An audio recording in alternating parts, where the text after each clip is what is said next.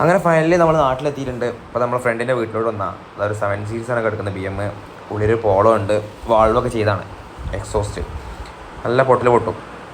ഞങ്ങൾ കോട്ടക്കൽ പോയി വണ്ടിയുടെ ഗ്യാരേജിലിട്ടു. അത് ഫുഡ് കഴിക്കാൻ വേണ്ടിയിട്ട് ഇങ്ങനെ ചങ്കോട്ടേക്ക് വന്നതാണ്. ഇവിടെ അത്യാവശ്യം കുഴപ്പമില്ലാത്ത ഫുഡാണെന്നാണ് അർഷക്ക് എന്നോട് പറഞ്ഞത്.